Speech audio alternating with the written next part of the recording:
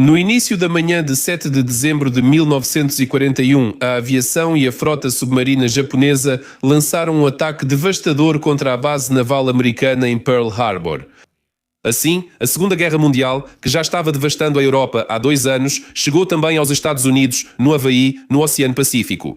Ela continuou por 4 anos e terminou com a derrota total do Japão. Apesar da derrota das forças americanas em Pearl Harbor, a decisão de atacar os Estados Unidos de modo geral foi suicida para o Japão, pois os potenciais econômico e humano dos dois países não eram nem comparáveis. O resultado foi o esperado. Em 2 de setembro de 1945, os japoneses assinaram a rendição a bordo do couraçado americano Missouri. Em toda essa história sangrenta e dramática, houve uma encruzilhada. No outono de 1941, os japoneses poderiam ter atacado a União Soviética em vez dos Estados Unidos, já que os soviéticos estavam em situação extremamente difícil. Esse era um cenário bastante provável e, caso tivesse acontecido, os resultados da guerra teriam sido diferentes não apenas para o próprio Japão, mas também para os demais participantes do conflito. O que teria acontecido se o Japão tivesse escolhido o Extremo Oriente Soviético e não o Havaí para o primeiro ataque? Como isso teria impactado o curso geral da guerra? Será que a União Soviética conseguiria lutar em 2 frentes? Como os Estados Unidos e a Grã-Bretanha agiriam nessa situação?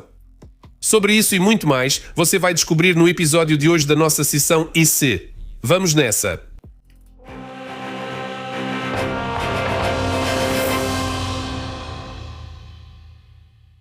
Contexto da questão. Quero começar minha história com um breve panorama histórico, pois sem ela será difícil entender a lógica dos acontecimentos e os motivos dos principais participantes. A Segunda Guerra Mundial na Europa começou em 1º de setembro de 1939, após o ataque da Alemanha nazista à Polónia. Nesse momento, a Ásia já estava em chamas há 8 anos. O principal causador de problemas aqui era o Japão militarista, que estava ativamente envolvido na construção da esfera de coprosperidade da Grande Ásia Oriental.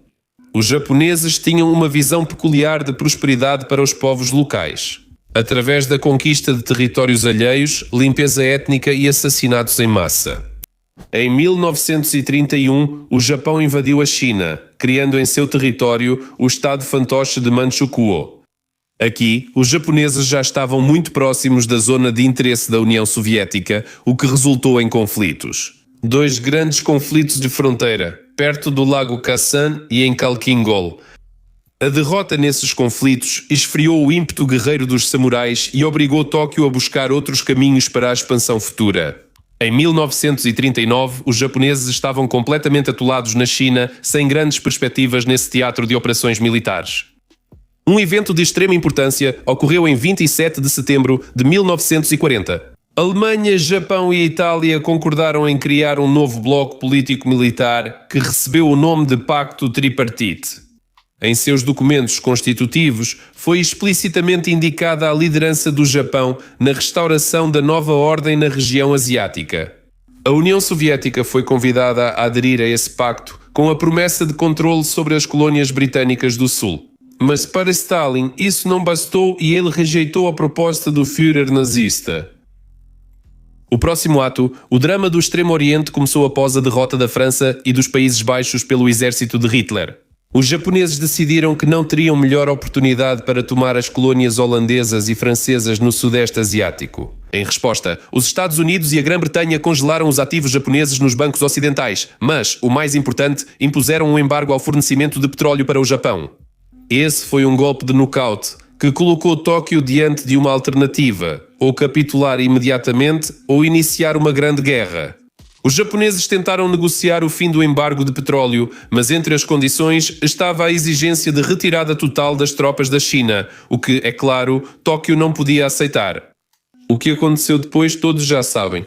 Em 7 de dezembro de 1941, as forças japonesas atacaram Pearl Harbor, causando uma derrota devastadora à frota americana, após o que os Estados Unidos foram obrigados a entrar na guerra. É preciso dizer que, de modo geral, a sociedade americana era contra esse passo, por isso o ataque repentino e traiçoeiro dos japoneses acabou sendo até vantajoso para o presidente Roosevelt. Não é à toa que na internet faz muito sucesso a teoria da conspiração de que a liderança americana teria deliberadamente exposto sua frota para mudar o humor da sociedade e obter um motivo incontestável para entrar na guerra. No entanto, esse é um tema para um vídeo grande à parte, então agora não vamos analisá-lo. Plano Cantacuen.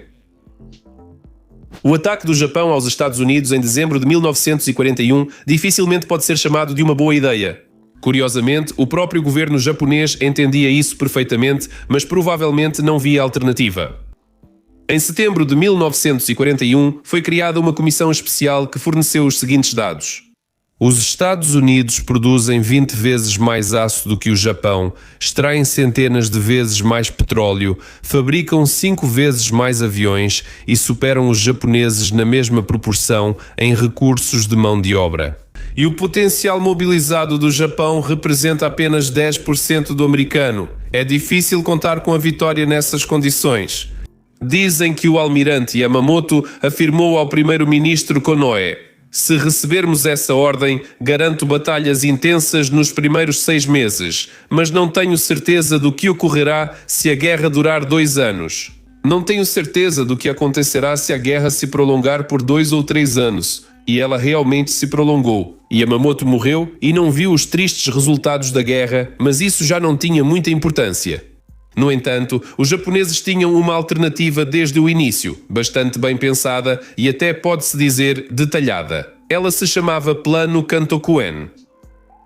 Aqui é preciso fazer uma pequena digressão. Entre a liderança militar do Japão existiam 2 opiniões sobre como e para onde o império deveria se expandir. A alta liderança do exército acreditava que a principal direção da expansão deveria ser para o norte, para os territórios da China, da Península Coreana e do Extremo Oriente Soviético. Também existia outra opinião, segundo a qual era necessário avançar para o sul, para as vastidões do Oceano Índico e do Pacífico, conquistando as colônias das potências ocidentais.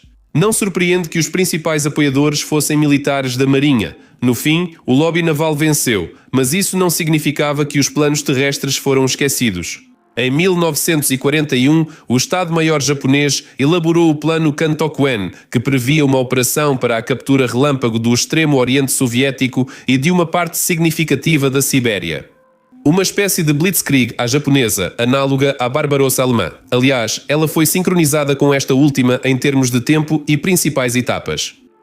Os japoneses pretendiam atacar a URSS logo após a tomada de Moscou pelos alemães. Em Tóquio, esperavam que isso acontecesse em agosto ou no início de setembro de 1941. No entanto, Hitler, em vez de atacar a capital soviética, deslocou suas tropas para o sul para cercar um grande agrupamento em Kiev. Ele achava que Moscou continuaria lá. Como resultado, na reunião da alta liderança do Japão em 6 de setembro de 1941, foi decidido continuar a conquista das colônias das potências ocidentais, sem ainda se envolver em uma guerra séria no continente. No entanto, os preparativos para a guerra com a URSS eram mais do que sérios. Na Manchúria e na Coreia, os japoneses reuniram um agrupamento com um efetivo de 850 mil pessoas. No Japão, começou uma mobilização secreta, durante a qual estava planejado convocar mais 500 mil de pessoas. Preparavam ativamente uma grande frota para levar cargas militares à Manchúria. O exército japonês estava totalmente pronto para a ofensiva e aguardava apenas a ordem final, mas ela nunca veio. Após a vitória, a URSS seria dividida entre a Alemanha e o Japão. A zona de influência japonesa deveria se estender até Omsk. Nos territórios ocupados, os japoneses planejavam criar vários estados fantoches do tipo Manchukuo e, para combater os guerrilheiros, pretendiam atrair os russos brancos exilados para o seu lado. No entanto, não deu certo. Os alemães e espanhóis foram expulsos de Moscou. E depois, o próprio Japão já não tinha mais condições de conquistar as vastidões da Sibéria.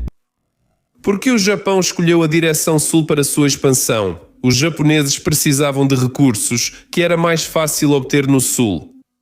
No caso de um ataque ao Extremo Oriente, eles teriam que lidar com o Exército Vermelho e conquistar territórios imensos. De tudo isso, os japoneses já estavam fartos na China. Além dos fatores econômicos e militares, havia também considerações políticas. O país do Sol Nascente não se via apenas como a potência hegemónica de toda a região Ásia-Pacífico. Ela encobria suas conquistas imperialistas com slogans de libertação da Indochina, Filipinas, Malásia e das ilhas do Pacífico do domínio colonial europeu. O principal defensor de um ataque à URSS foi o ex-ministro das Relações Exteriores do Japão, Yosuke Matsuoka. Sim, aquele mesmo que assinou em Moscou o pacto de neutralidade entre a URSS e o Japão. Logo após o ataque de Hitler, ele conseguiu uma audiência com o imperador, onde começou a convencer o governante a declarar guerra imediatamente à União Soviética. Matsuoka literalmente gritava que o Japão não teria uma segunda oportunidade como aquela. Alguns historiadores afirmam que a Alemanha tentou persuadir o Japão a atacar a URSS, tanto em 1941 quanto até mesmo em 1942, mas não há provas concretas disso. E se eles tivessem atacado? Bem, agora vamos para a parte mais interessante da minha história, ou seja, para a história alternativa. O que teria acontecido se o Japão tivesse atacado a União Soviética no final de 1941? Receio que, nesse caso, viveríamos em um mundo completamente diferente. Os primeiros meses da guerra foram uma verdadeira catástrofe para a União Soviética. Já no meio do verão, Belarus, metade da Ucrânia, Moldávia e os países bálticos haviam sido perdidos. O exército alemão chegou a Smolensk e Kiev. Exércitos e frentes inteiras foram derrotados. Milhões de soldados do Exército Vermelho morreram ou foram capturados. Parecia que o destino da União Soviética estava selado. No final de setembro de 1941, começou uma batalha crucial que determinou o desfecho de toda a Segunda Guerra Mundial na frente oriental, a Batalha de Moscou. A situação era tão difícil e complicada que, por várias vezes, o destino da capital soviética ficou literalmente por um fio. Na cidade, já estavam-se preparando para combates de rua e minando os pontos estratégicos. O papel fundamental na defesa de Moscou foi desempenhado pelas reservas transferidas do Extremo Oriente e da Sibéria.